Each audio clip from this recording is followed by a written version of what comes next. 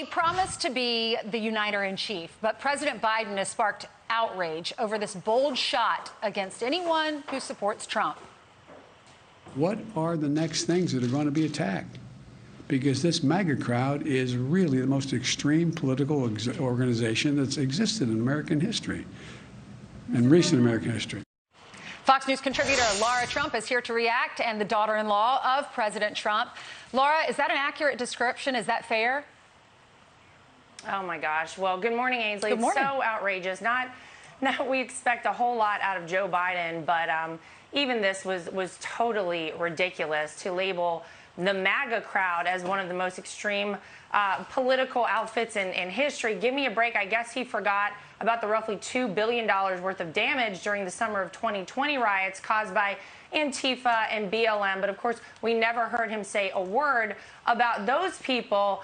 Look, in case Joe Biden is interested in who the MAGA crowd is, Ainsley, these are people that love America, that get up in the morning, they go to work, they pay their taxes, they go to church, they believe in the police, they believe that we should be a sovereign nation with borders. They don't want to pay triple what we have had to pay now in gas and groceries from about 18 months ago.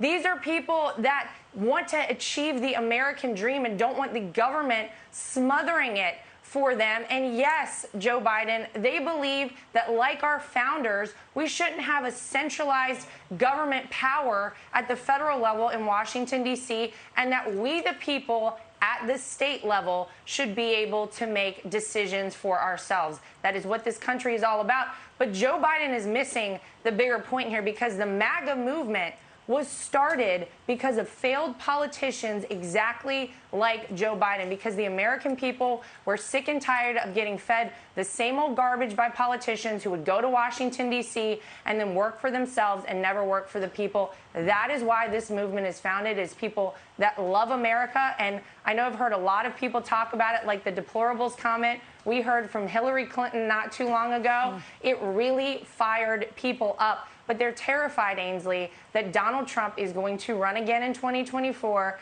and that he's going to win, because they've seen that in this election cycle alone, he is 55-0 in these primary races. And it just shows that this momentum is still behind him. The Republican Party is still behind him. And over half the country, I believe, is behind him. Well, you brought up the Hillary Clinton soundbite. We have that from 2016. Listen to this. You could put half of Trump supporters into what I call the basket of deplorables. The racist, sexist, homophobic, xenophobic, Islamophobic, you name it. That did not help her. Have they not learned from the past?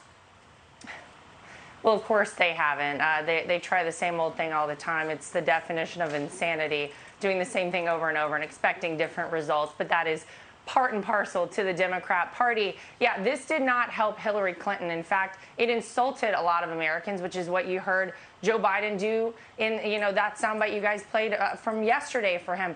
Did not help at all. But, I mean, look at his approval rating. It is absolutely in the tank. They're doing any and everything they can to try and mobilize people on their side of the aisle. So they're trying everything now. The entire half of the country, people that support Donald Trump, are the most extreme political movement. Give me a break. Absolutely outrageous. And this abortion opinion could change. That was the first draft. But the conservative justices are saying they want to take abortions back to the states.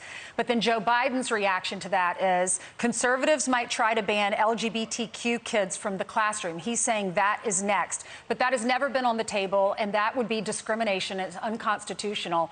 Why do you think he's saying that? Well, this is fear-mongering. This is all they have left at this point, is fear-mongering. I'll remind Joe Biden that Donald Trump appointed the first openly gay cabinet member in Rick Grinnell. There has never been, this hyperbole that they are trying to use to scare people, whether it's interracial marriage, LGBTQ issues. It's all crazy, and none of it has any bearing on reality.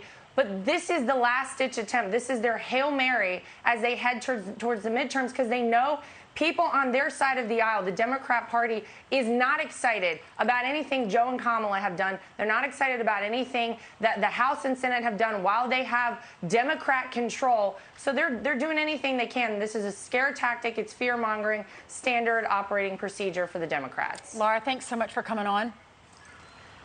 Thanks, Ainsley. You're welcome. Hi, everyone. I'm Brian Kilmeade. I want you to do me a favor. I want you to click to subscribe to the Fox News YouTube page. This is the only way that I know for sure that you're not going to miss any great commentary, any great news bites, any great interviews coming your way on Fox. You can get it all here on YouTube. So subscribe right now.